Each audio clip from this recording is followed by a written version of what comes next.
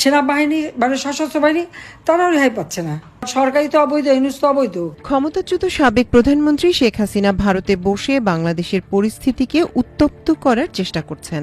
তিনি সেনা অভ্যুত্থানের উস্কানি দিয়ে গতকাল সোমবার সামাজিক যোগাযোগ মাধ্যমে বক্তব্য রাখেন। অনলাইনে আওয়ামী লীগ পরিচালিত সব পেজ ও গ্রুপ থেকে তার এই বক্তব্য শেয়ার দেয়া হয়। আওয়ামী লীগকে ধ্বংস করা যায় না মন্তব্য করে শেখ হাসিনা বলেন, আইয়ুব খান, জিয়াউর রহমান সহ সবাই আওয়ামী লীগকে ধ্বংস করতে চেষ্টা করেছে, পারেনি। আওয়ামী লীগ তো ভেসে আসা দল না। আওয়ামী লীগ কোনো অবৈধভাবে ক্ষমতা দখলকারীর পকেট থেকে আওয়ামী লীগের জন্ম হয় নাই, বা 5 স্টার হোটেলেও আওয়ামী লীগের জন্ম হয়নি। পুরনো কায়দায় শহীদ রাষ্ট্রপতি জিয়াউর রহমানের সমালোচনা করে হাসিনা বলেন, জিয়া অবৈধভাবে ক্ষমতা দখলের পর বন্দী 11,000 রাজাকারকে মুক্তি দেন। গোলাম আজম পাকিস্তানের পাসপোর্ট নিয়ে পাকিস্তানে চলে গিয়েছিলেন, তাকে ফিরিয়ে আনেন জিয়া। এদের ভোটের অধিকার, রাজনীতি করার অধিকার ফিরিয়ে দেন সেই জিয়াউর রহমানই। হাসিনা হয়তো ভুলে গিয়েছেন 1981 সালে এই জিয়াউর রহমানের সহযোগিতায় তিনি নিজেও ভারতের নির্বাসন থেকে দেশে ফিরে আসেন। একই সঙ্গে গোলাম আজম প্রসঙ্গেও হাসিনা সম্ভবত অতীত বিস্তৃত হয়েছেন।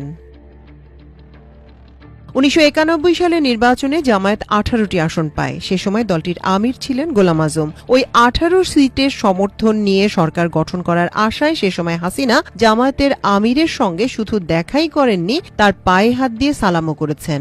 যদিও তাতে কাজ হয়নি। জামায়াতের সমর্থন নিয়ে সে সময় সরকার গঠন করে বিএনপি। পরে এই জামায়াতে ইসলামীকে সঙ্গী করেই বিএনপির বিরুদ্ধে তত্ত্বাবধায়ক সরকারের দাবিতে আন্দোলনে নামে আওয়ামী লীগ। সে সময় জামায়াত নেতা মতিউর রহমান নিজামীকে সঙ্গে নিয়ে আন্দোলনের গতিপথ ঠিক করতেন হাসিনা।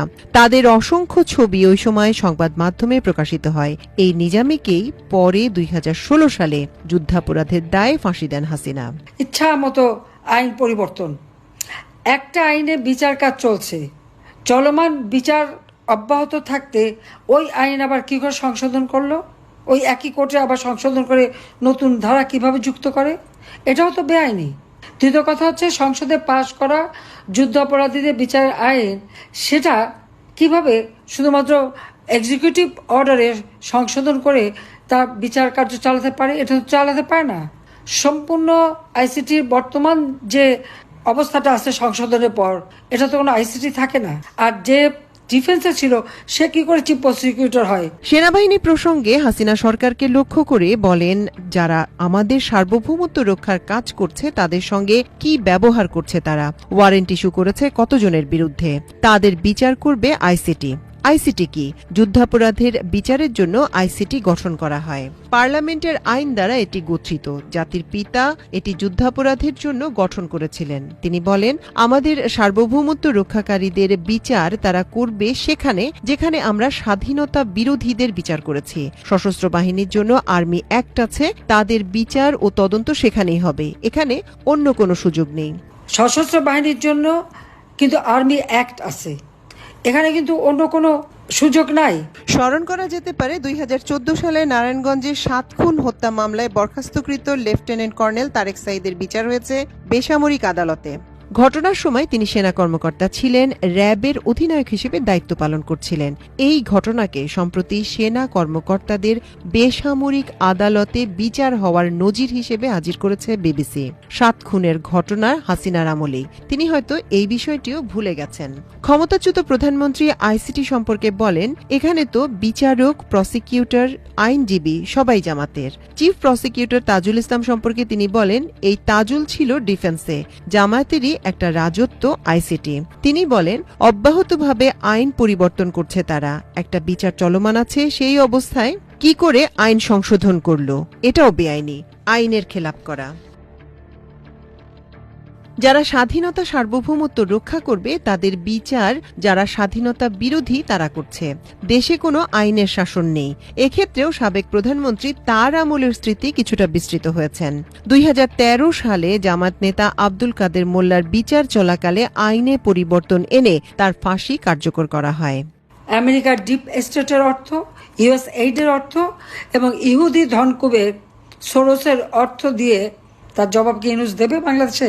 ডক্টর ইউনূসের তীব্র সমালোচনা করলেও রাষ্ট্রপতি জিয়ার সঙ্গে প্রধান উপদেষ্টার মিল খুঁজে পান এই সাবেক ফ্যাসিস্ট প্রধানমন্ত্রীও। তিনি বলেন, বাংলাদেশের আদর্শ বিচ্যুত করে গিয়েছিল জিয়াউর রহমান, তারই পদাঙ্ক অনুসরণ করছে আজকে ডক্টর মোহাম্মদ ইউনূস। যে ইউনূসের কোনো সাংবিধানিক ভিত্তি নেই, জনগণের ম্যান্ডেট নেই, শুধু অস্ত্র আর অর্থ, আমেরিকার ডিপ স্টেট আর ইউএসএইডের অর্থ এবং ইহুদি ধনকুবের সোরসের অর্থ দিয়ে এবং নিজে যে গ্রামীণ ব্যাংক প্রতিষ্ঠা করেছেন সেখানকার মানুষের রক্তচোষা অর্থ দিয়ে ক্ষমতা দখল করেছে ইউনূস।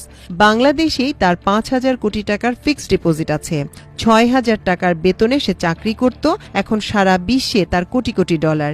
এই টাকা সে কোথায় পেল? এর জবাব কি সে দেবে বাংলাদেশে? বৈষম্যহীন আন্দোলন এমনই বৈষম্য যে সব জায়গায় দলীয়করণ। 6 মাসও যায়নি ইউনূসের সেই সমন্বয়করা সব একেবারে নাদুস নুদুস হয়ে গেছে টাকা পয়সা বানিয়ে।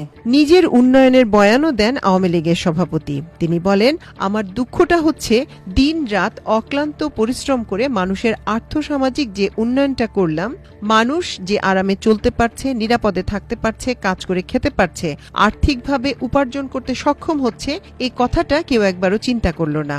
আমার হাতে করা জিনিস সব ভালো, শুধু আমি খারাপ। এ সময় রিজাইন করে কোনো চিঠি দেননি বলেও দাবি করেন তিনি। তবে তার আমলে হওয়া গুমখুনের ব্যাপারে কোনো মন্তব্য করেননি হাসিনা। সেখানে যখন আমরা শোক দিবস পালন করি, সেখানে তারা কি লুঙ্গি ডান্স করে। দেশের কোনো উন্নয়ন কাজ নেই। আমি যে কটা কাজ শেষ করে আসলাম, যেগুলি শেষ হয়েছে সেগুলি করে করে ভাবা নিচ্ছে, অথবা আমি সেই কালুরঘাট রোড কাম রেল ব্রিজের সমস্ত ডিজাইন সব কিছু আমার করে দেওয়া, ভিত্তিপ্রস্তর স্থাপন করে খুব বড় ঢেকুর, কোনো একটা কাজ তো করতে পারেনি, করবে না তো তারা। দেশের উন্নয়ন চায় না, দেশের মানুষ আরও গরিব হলে পরে। ইউনূসের কথাই হচ্ছে, জিনিসের দাম যত বাড়বে, দেশের মানুষ যত গরিব হবে, তারা তাদের খাদ্যের মানে কিভাবে খাদ্যের সন্ধানেই এত ব্যস্ত থাকবে যে কেউ আন্দোলনে যাবে না। কাজেই মানুষকে যত কষ্ট দিয়ে তার ক্ষমতার মসনদ আরও নির্বিঘ্ন করা এবং কিভাবে থাকবে এই চিন্তায় সে বিভোর। কাজে এর হাত থেকে দেশকে রক্ষা করার জন্য যা কিছু আছে তাই এখন নামতে হবে। আর এই সশস্ত্র বাহিনী, আমি জানি না এদের কি মানে, আমি তো তাদের সব ধরনের ট্রেনিং থেকে শুরু করে সব থেকে আধুনিক ট্রেনিং দিয়েছিলাম। শান্তিরক্ষা বাহিনীতে আমার সময় 1 নাম্বার ছিল বাংলাদেশ, আজকে সেই বাংলাদেশ 3 নাম্বারে নেমে গেছে। আর যেভাবে সেনাবাহিনীকে ইউনূস ব্যবহার করেছে, তাতে তাদের ভাবমূর্তি আন্তর্জাতিকভাবে এবং জাতিসংঘে ওই সেক্রেটারি জেনারেলের যতই এনে টুপি মাথায় দিয়ে ইফতারি খাওয়া, ভাবমূর্তি তো নষ্ট হয়ে গেছে। তাই ভবিষ্যৎটা কি, কতজন দিয়ে ফেরত আসবে তার ঠিক নেই। আমি তো বলে বলে ঠিকঠাক করে দিয়েছিলাম, কিন্তু আজকে সেই শেষ। আর তারপর এই সমস্ত অফিসারদের বিরুদ্ধে তারা কিভাবে, কোন সাহসে তারা ওয়ারেন্ট ইস্যু করে?